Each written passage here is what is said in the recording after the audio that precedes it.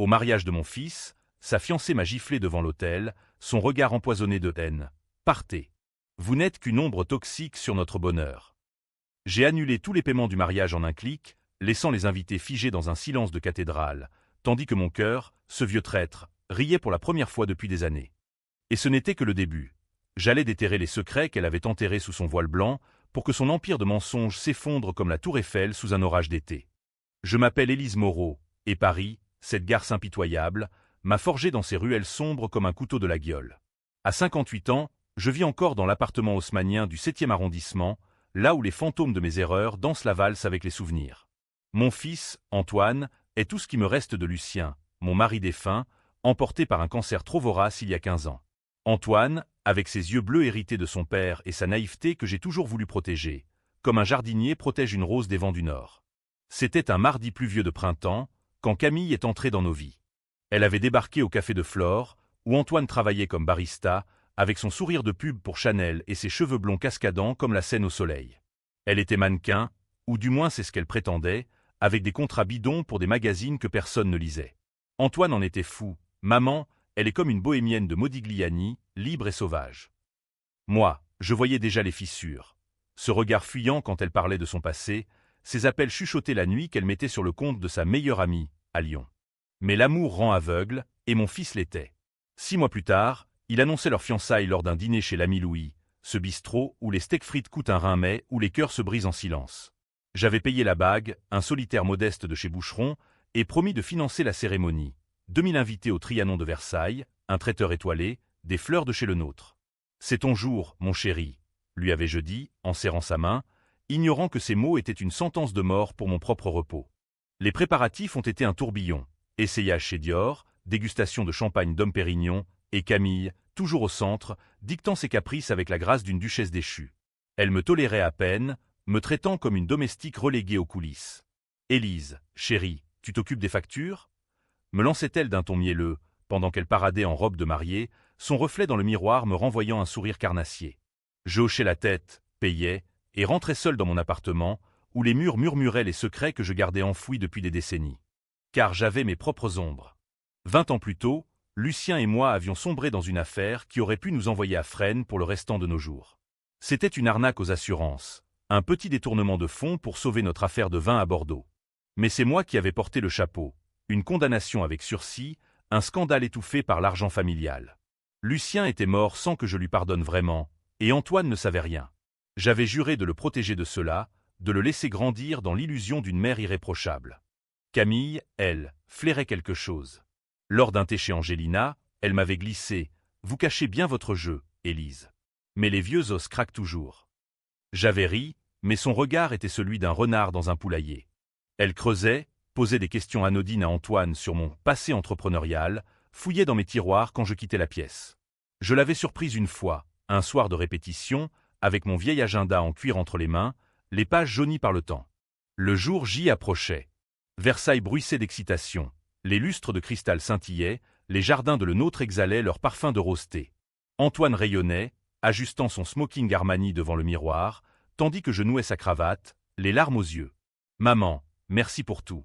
Camille dit que sans toi, rien n'aurait été possible. » Mensonge, bien sûr, mais je souris, ignorant le nœud dans mon estomac. La cérémonie débuta sous un ciel d'azur, l'orchestre jouant la marche nuptiale de Mendelssohn. Les invités, des cousins de province, des collègues de la banque d'Antoine et les faux amis de Camille, s'asseyaient sur les chaises drapées de soie ivoire. Elle apparut alors, radieuse dans sa robe Vera Wang, voile flottant comme un suaire. Antoine se tourna vers elle, les yeux humides, prêt à sceller son destin. C'est là qu'elle me vit, assise au premier rang, les mains croisées sur mon sac Hermès. Son sourire se figea, et avant que le prêtre ne prononce un mot, elle s'approcha de l'autel, micro en main, et d'une voix qui claqua comme un fouet. « Partez. Élise Moreau, partez d'ici.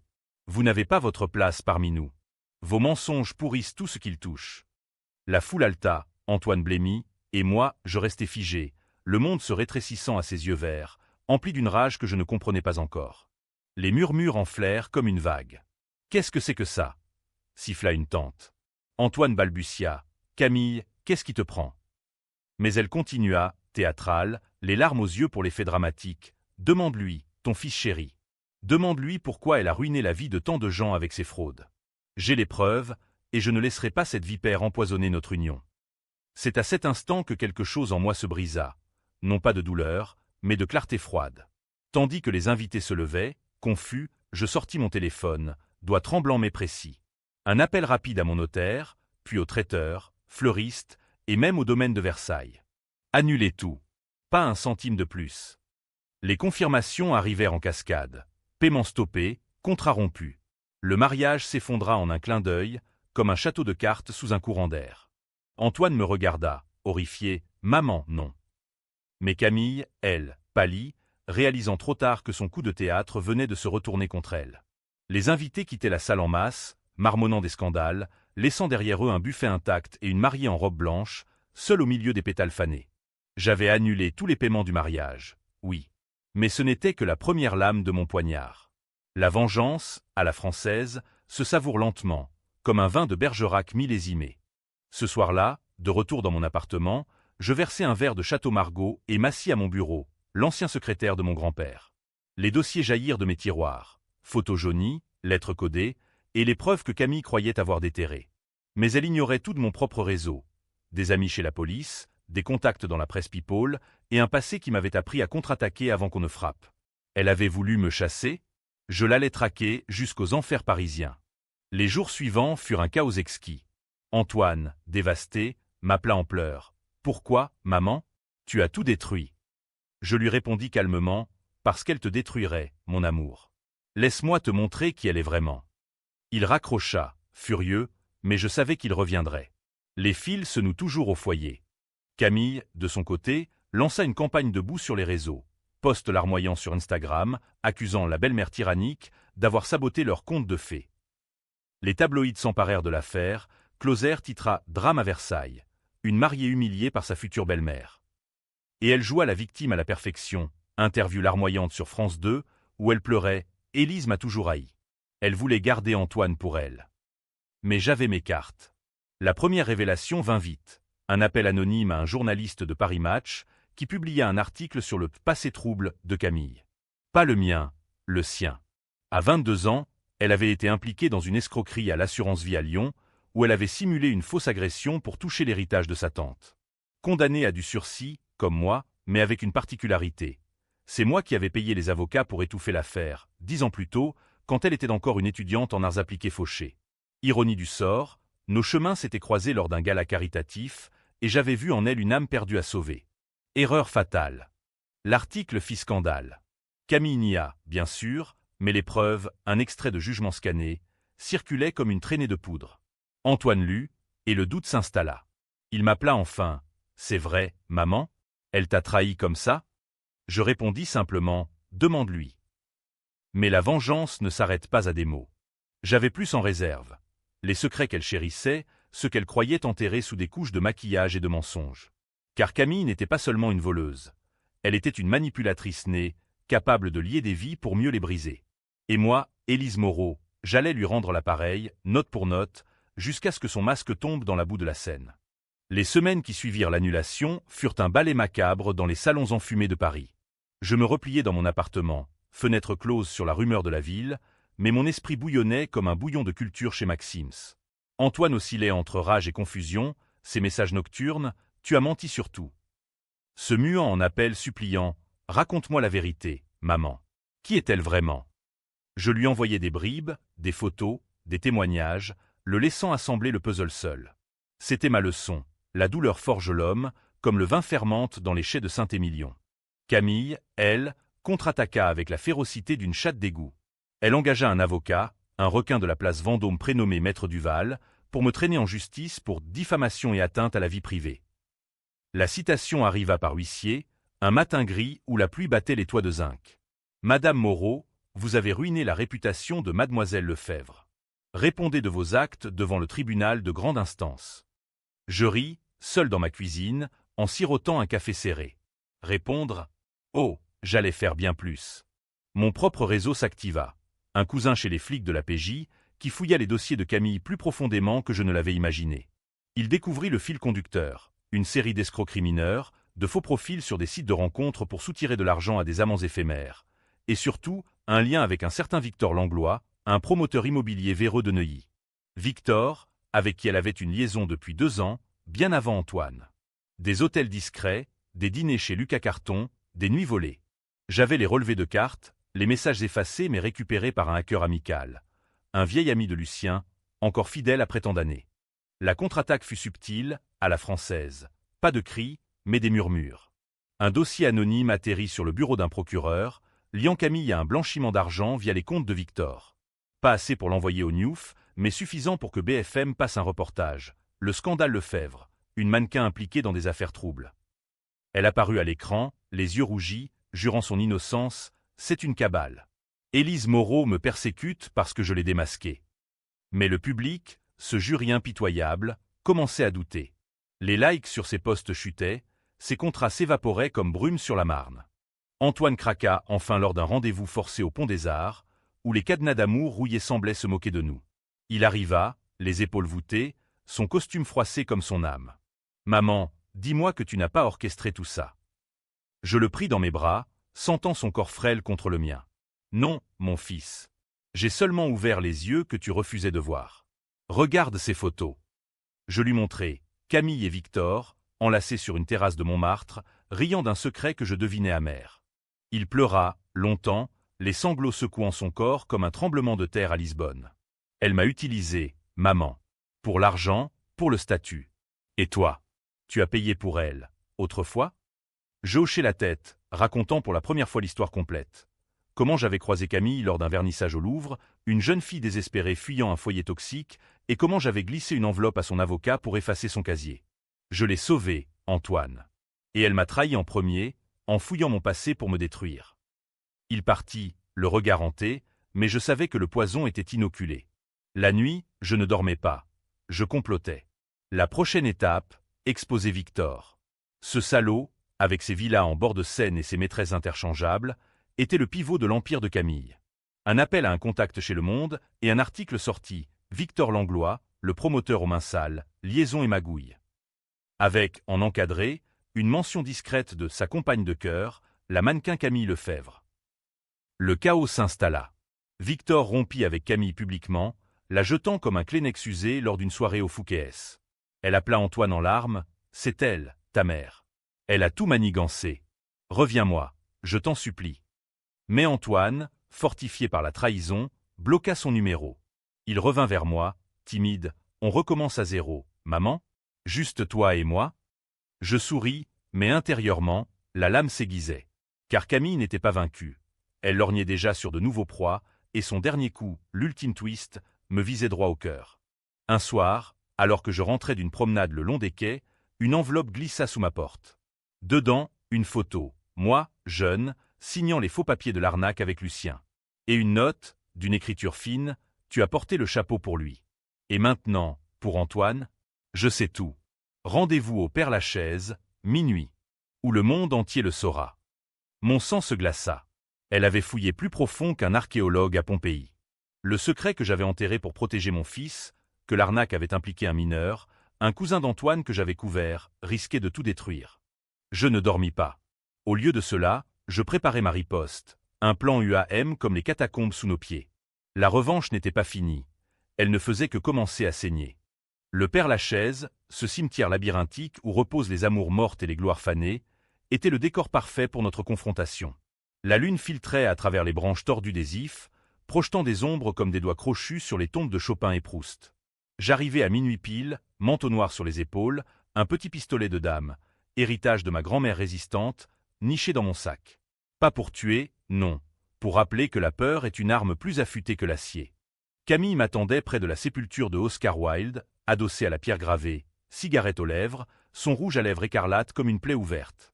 Elle avait maigri, ses joues creusées par l'insomnie, mais ses yeux brillaient d'une lueur maniaque. Élise, la traîtresse. Tu es venue seule? Pas de flic cette fois? Sa voix était un ronronnement venimeux, imprégné de l'accent lyonnais qu'elle masquait d'ordinaire. Je m'approchai, calme comme la Seine en hiver. Qu'est-ce que tu veux, Camille? L'argent? Le silence? Ou juste voir une vieille femme ramper? Elle rit, un son rauque qui ricocha contre les anges de marbre. Le silence, pour commencer. Tu as ruiné ma vie, Victor m'a lâché, mes agents me fuient, et Antoine. Ce crétin croit maintenant que je suis le diable incarné. Mais toi, Élise, tu es pire. Tu as porté le chapeau pour Lucien, et pour ce gamin, ton neveu, n'est-ce pas? Impliqué dans ton petit trafic de Bordeaux. 10 ans de prison si ça sort. Le secret qu'elle avait déterré était une gangrène. Lors de l'arnaque, notre cousin Paul, alors adolescent fugueur, avait servi de mule pour transporter les faux documents. J'avais tout avoué à la police, prenant la pleine responsabilité pour le protéger, lui et la famille. Lucien avait protesté, mais j'avais insisté, c'est mon fardeau. Antoine l'ignorait. Savoir que son oncle, mort depuis dans un accident de voiture suspect, avait été un délinquant juvénile l'aurait brisé. Comment as-tu su? Murmurai-je, feignant la faiblesse. Elle s'approcha, son parfum de tubéreuse étouffant l'odeur de terre humide. J'ai mes sources, Élise. Un détective privé, payé par Victor avant qu'il ne me jette. Et maintenant, tu vas payer un chèque de 500 000 €, et je disparais. Sinon, un email à Antoine, à la presse, et tu finis en tôle avec les vraies putes. C'était son erreur, me sous-estimer. Tandis qu'elle parlait, mon téléphone vibrait discrètement dans ma poche. Un signal de mon cousin à la PJ. J'avais tendu un piège, l'enveloppe piégée avec un traceur, et des caméras cachées dans les allées du cimetière. Tu es pathétique, Camille, dis-je doucement. Tu crois que la vengeance se monnaie comme un sac à main chez Hermès? Non. Elle se boit goutte à goutte, jusqu'à l'ivresse finale. Ses yeux s'écarquillèrent quand 2 silhouettes émergèrent des ombres. Des agents civils, badge luisant. Mademoiselle Lefebvre, vous êtes en état d'extorsion et de chantage. Veuillez nous suivre. Elle hurla, griffe en l'air. Salope, tu m'as piégé.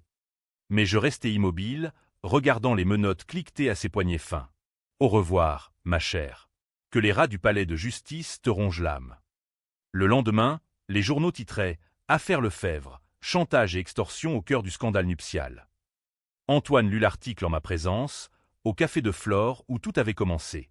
Son visage se décomposait, puis se durcissait. « Maman, tu as risqué tout pour moi?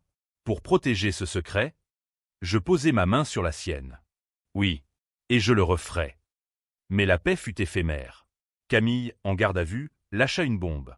Lors de son interrogatoire, elle avoua, non par remords, mais pour marchander, que Victor Langlois était mouillé jusqu'au cou dans un réseau de corruption immobilière et qu'elle avait des preuves. En échange d'une peine réduite, elle livra tout, disques durs, emails, même des enregistrements de leurs ébats où ils se vantaient de pots de vin à la mairie de Paris. Le scandale éclata comme une bulle de savon. Perquisition chez Victor, son arrestation en direct sur CNews, et Camille, jouant la repentie, sortit libre sous caution, avec un statut de témoin clé. Le public se divisa. Pour les uns, elle était une victime manipulée par moi, la méchante belle-mère. Pour les autres, une opportuniste qui avait retourné sa veste une fois de plus. Les forums en ligne bouillonnaient, Élise Moreau, la justicière ou la psychopathe. Et même Antoine douta un instant. Et si elle disait vrai, maman? Et si tu l'avais poussée à bout? La tension montait, UAM comme un ciel d'orage sur Montparnasse. Victor, furieux, jura vengeance contre nous deux, et Camille, libérée, m'envoya un texto. Ce n'est pas fini, Élise. Ton secret sur Paul? Je l'ai payfonné. Un mot de travers, et Antoine saura que sa mère est une menteuse. Le chantage persistait, plus vicieux, et je réalisais que ma revanche l'avait rendue plus forte, comme un phénix dans les cendres de Notre-Dame. Pourtant, je ne fléchis pas. J'organisai une rencontre secrète avec Victor, dans un bar clandestin du Marais, où les absinthes vertes coulent comme des serpents. Il arriva, cravate défaite, yeux injectés de haine. Tu as détruit ma vie, Moreau. Camille était ma clé, et tu l'as volée. Je sirotai mon verre, sereine. Pas volée. Libérée. Elle te rongeait, et toi, tu me dois une dette. Il rit, amer. Une dette? Je vais te ruiner. Tes affaires, ton fils. Mais je sortis une enveloppe, des preuves de ses propres liaisons avec des politiciens, plus accablantes que celles de Camille. Où nous pourrions nous allier. Contre elle. Elle nous trahit tous les deux maintenant. Il hésita, le renard flairant le piège, mais l'orgueil l'emporta. Marché conclu. Mais si tu me doubles. L'alliance était scellée dans l'ombre, controversée même à mes yeux, pactisée avec le diable pour abattre un démon plus petit. Antoine, apprenant des bribes, explosa. Maman, tu fricotes avec ce pourri? C'est de la folie. Je le serrai contre moi, la survie, mon chéri. En France, on danse avec le diable pour ne pas y brûler. Et tandis que la nuit tombait sur la ville des Lumières, je sentais le climax approcher, tendu comme une corde de violon chez un luthier de Crémone. Camille préparait son grand retour, un livre confession annoncé chez Gallimard, où elle promettait de révéler les coulisses du scandale. Le mien ou le sien. Peu importait, la lame finale s'aiguisait. Le lancement du livre de Camille fut un cirque médiatique, un bal masqué où les hypocrites de Paris se pavanaient sous les flashs des paparazzis. Chez Gallimard, sur la rive gauche, l'auditorium bondé bruissait de chuchotements, journalistes de Libération, influenceuses en Louboutin, et même une poignée de politiques en costard-cravate, flairant le scandale pour leur colonne. Le titre claquait comme un coup de feu, « Veil brisé, ma vérité sur la belle-mère de l'enfer ». Camille, sur scène, en tailleur pantalon Chanel, lisait des extraits avec une voix de velours brisée. Élise Moreau m'a haï dès le premier regard. Elle, qui avait ruiné des vies avec ses fraudes, ne supportait pas qu'une jeune femme comme moi illumine son fils. Le public buvait ses mots, applaudissant au passage où elle pleurait sa perte d'innocence, dépeignant Antoine comme une victime collatérale de ma jalousie maladive. Victor, assis au fond, me glissa un regard complice, notre plan en marche. J'avais financé discrètement un ghostwriter pour insérer des failles, des dates erronées, des noms approximatifs, des allusions à des secrets qu'elle inventait pour me discréditer, mais qui ouvraient la porte à notre contre-offensive. Antoine refusa de venir, barricadé dans son appartement du 11e, où il nouillait son chagrin dans des bières Cronenbourg et des nuits blanches. Je ne veux plus en entendre parler. Maman, laisse-la gagner. Mais je savais qu'il lisait en cachette, que chaque page le rongeait comme un acide. Moi, je m'infiltrais dans la foule, anonyme en perruque châtain et lunettes épaisses, notant les alliés potentiels, une éditrice sceptique, un critique littéraire qui reniflait le pipeau. La séance de dédicace fut le moment parfait. Camille signait, souriant à une file de fans éblouis, quand je m'approchai, livre en main. Nos regards se croisèrent, et le sien s'alluma d'un triomphe venimeux. Élise, venue pour des autographes? Ou pour supplier? Murmura-t-elle en griffonnant, à l'ombre qui s'éteint, c'est. Je me penchai, voix basse, ni l'un ni l'autre. Juste pour te dire, ton livre est un chef-d'œuvre. De fiction. Et les fictions s'effritent sous la lumière. Elle blêmit légèrement, mais se reprit, tu perds, vieille. Antoine me rappellera bientôt. Erreur fatale. Car à cet instant, Victor activa le signal, un leak massif sur les réseaux, orchestré par nos hackers conjoints. Des extraits audio de Camille, enregistrés lors de leur nuit torride, où elle se vantait, Antoine, un pigeon, et sa mère, je vais la saigner à blanc avec son passé. Victor, chérie, une fois riche, on s'enfuit à Monaco. Les posts explosèrent, Camille la menteuse, trending sur Twitter, des mèmes la caricaturant en sorcière de Macbeth. Le scandale frappa comme une gifle. L'éditrice de Gallimard annula la tournée promo en urgence, invoquant vérification factuelle. Camille, sur scène pour un Q&A improvisé, vacilla quand un journaliste lança « Mademoiselle Lefebvre, ces enregistrements sont-ils vrais? Parlez-vous d'extorsion ?» La salle explosa en murmures, téléphone brandi pour filmer son visage crayeux. Elle balbutia « Montage. Fac. C'est encore elle, Moreau. » Mais le mal était fait. Victor, jouant le rôle du cocu trahi, donna une interview exclusive à Le Figaro. Camille m'a utilisé, comme tant d'autres. J'ai les preuves de ces manipulations, et je les livre à la justice. Il mentionna, subtilement, mon rôle, Élise Moreau, une femme blessée, mais honnête. Nous unissons nos forces contre cette vipère. Le public se scinda en deux camps féroces. D'un côté, les féministes criant au complot patriarcal, voyant en moi et Victor des oppresseurs. De l'autre, les pragmatiques saluant la justice poétique. Sur X, les threads enflammaient, Élise est une héroïne anti-fake news. Contre non, c'est une milf vengeresse toxique. Même les intellectuels parisiens, chez Debord ou dans les bistrots de Saint-Germain, débattaient autour de Croissant, la revanche maternelle, un nouveau genre littéraire, ou une tragédie grecque moderne. Antoine, submergé, débarqua chez moi au milieu de la nuit, ivre de vin rouge et de rage. « Maman, c'est toi qui as liqué ça? Avec lui? Victor, ce porc ?» Je le fis asseoir, lui verser un verre d'eau. Oui, pour l'arrêter, avant qu'il ne nous détruise tous. Il hurla, « Tu joues avec le feu. Et si elle révèle le secret de Paul? Si tu vas en prison ?» Les larmes coulaient, et pour la première fois, je vis en lui l'homme que Lucien avait été, passionné, imprudent. Alors je paierai, mon fils. Pour toi. Il s'effondra dans mes bras, et nous pleurâmes ensemble, le poids des générations sur nos épaules.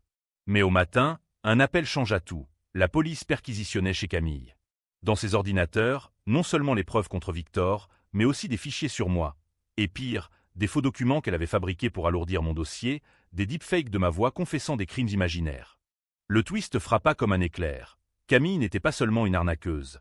Elle était une faussaire professionnelle, formée dans les bas-fonds de l'art numérique à Lyon. Elle avait prévu de me faire tomber pour de bon, en me piégeant avec ses fichiers. Mais Victor, sentant le vent tourner, avait saboté son propre camp. Il avait effacé les vraies preuves contre moi, en échange de mon silence sur ces magouilles restantes. Libérée mais ruinée, Camille disparut des radars, fuyant vers une petite ville du Luberon, dit-on, pour se reconstruire. Victor, lui, négociait un deal, amende salée, sursis et un exil doré en Suisse. Moi, intouchable, pour l'instant. Mais Antoine, marqué, me confronta une dernière fois. Était-ce worth it, maman?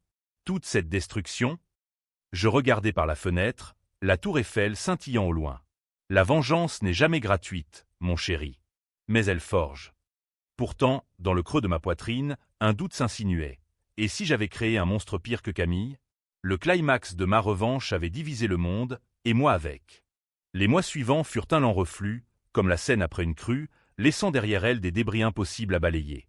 Paris, indifférente, continuait son tango effréné. Les lumières de Pigalle clignotaient, les bouquinistes vendaient des éditions rares le long des quais, et moi, Élise Moreau, je marchais dans ces rues avec une canne d'ébène, symbole de ma lassitude nouvelle.